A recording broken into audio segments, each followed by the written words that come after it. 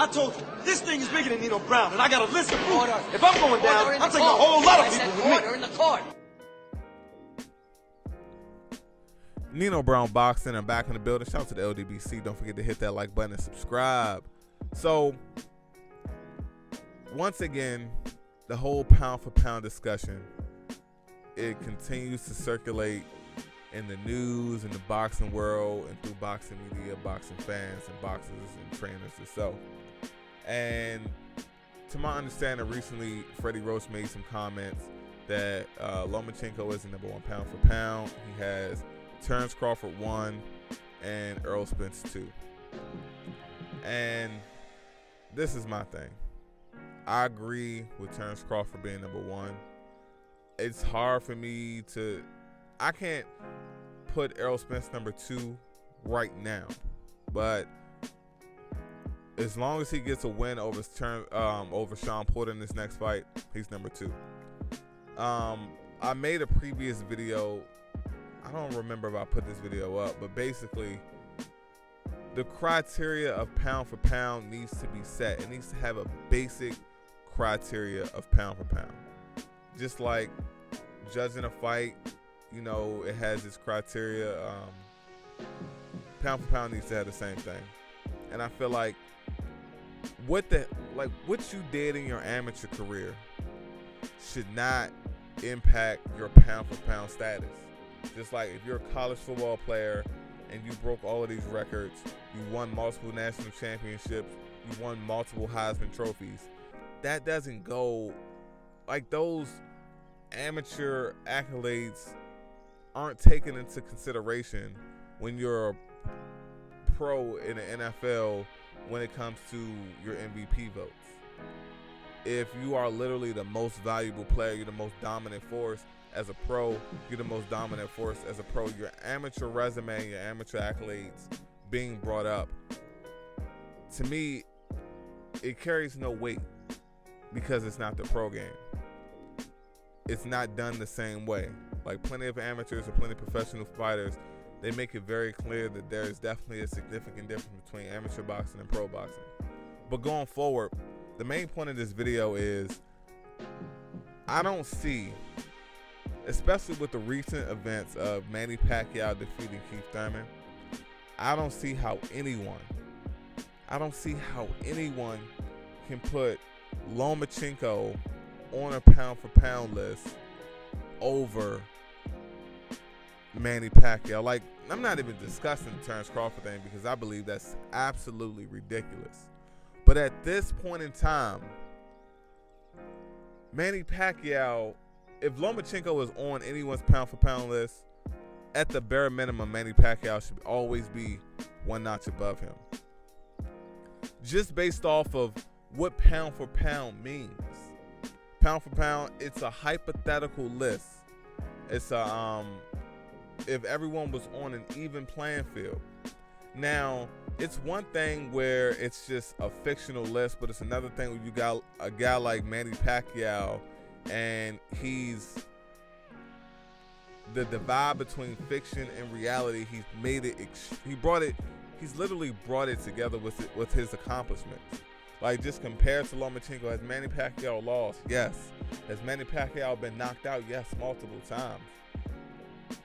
But Manny Pacquiao has a significant amount more fights than Lomachenko. And once again, I don't care about the amateur shit because it was a personal choice for Lomachenko to stay an amateur for that long. It was a personal choice for him. He wasn't some Cuban fighter that had to defect from Cuba in order to go pro. And even if that was the case, once again, it's a personal choice. And since it's a personal choice and that's just a personal situation, I can't have Manny Pacquiao above Lomachenko. I mean, I can't have Lomachenko above Manny Pacquiao. It just doesn't make any sense. It's just the overall. Well, first of all, Manny Pacquiao has been involved in, been in more divisions than Lomachenko. We all know that. But to me, like, the biggest thing is the longevity of it. and I made this comment before, just the discussion of pound for pound, to have a guy like Lomachenko on the top of the list over any of these guys that have more than 25 fights, to me is absolutely ridiculous. We all know this year has been the year of the upset. Lomachenko has already lost. He's not an undefeated fighter. I understand we're talking about multiple belts and we're talking about different weight classes, but last time I checked, Anthony Joshua went on a campaign of collecting a lot of belts as well, and we all know damn well that Anthony Joshua is not the most talented heavyweight. If Anthony Joshua was a middleweight and if he collected the belts in a strategic fashion that he did, he would not be being considered pound for pound any damn thing. So with that being said, all I'm going to say is just based off of what the definition of pound for pound is. Your overall abilities, but it's one thing to have the abilities, but it's another thing to prove that you have the abilities to beat top guys in multiple divisions over a long period of time consistently. And Manny Pacquiao has showed that. Manny Pacquiao has proved that over a long period of time on a higher level and against tougher competition than Lomachenko has. Manny Pacquiao recently beat Keith Thurman. Last time I checked, Keith Thurman started his career off at 154 and worked his way down to welterweight. Manny Pacquiao, he started his career off in the booger weights and worked his way up. I don't care about any of the steroid allegations because Manny Pacquiao never popped dirty for any test. I don't care about him not wanting to take certain tests because at the end of the day, we don't know what a lot of these fighters do behind the scenes. And if you don't fail, I won't put that jacket on you. But it's just absolutely ridiculous for Manny Pacquiao not to be included in the pound for pound conversation when he's literally set records that Lomachenko will never touch. When he's literally been in the ring with men that are significantly bigger than him and he's outlasted them, he's knocked them out. When his power has just, from a guy that has come up from lower weight classes, his power was the epitome of what pound for pound means. And you have a guy like Lomachenko that people don't even want him to even try to sniff 140 when he's currently at 135 and he's only 31 years old. He's only 31 years old. I understand that Lomachenko's amateur career, I understand the wear and tear, but once again, it was a personal choice for him. And the standard that Manny Pacquiao was being held to prior to him beating Keith Thurman is, if Manny Pacquiao, if you want to be in the mix, if you want to hold these titles, then you need to fight some young guys. Manny Pacquiao fought Keith Thurman. He didn't fight Errol Spence. He didn't fight Terrence Crawford, but he fought Keith Thurman, a young guy with the belt. He consolidated the WBA belts at welterweight. If Manny Pacquiao can be held to the standard and he fights young guys, he fought Adrian Broner,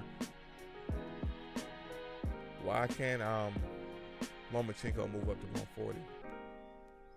To me, I think it's just absolutely ridiculous to make this excuse for this 31-year-old man. Lomachenko isn't ancient. Like, he may have wear and tear on his body, but plenty of fighters have wear and tear on their body. And he's no ancient guy. He's not 36, 37, and we're asking Lomachenko to move up. He's 31 years old. He's 31. Like, Lomachenko was closer to his 20s than he is 35. So all I'm saying is Lomachenko's age isn't an excuse. I'm not using his amateur background as an excuse or as any type of pedestal to prop him up in the pro game. And if you're going to have any pound for pound list where Lomachenko is a part of it, Manny Pacquiao should always be ahead of him because he's a current welterweight champ with a better resume, more longevity, and have gone and started at a lower weight class than Lomachenko and has exceeded Lomachenko literally in every way possible as a professional fighter. It's Nino Brown Boxing. Shout out to the LDBC, and I'm out.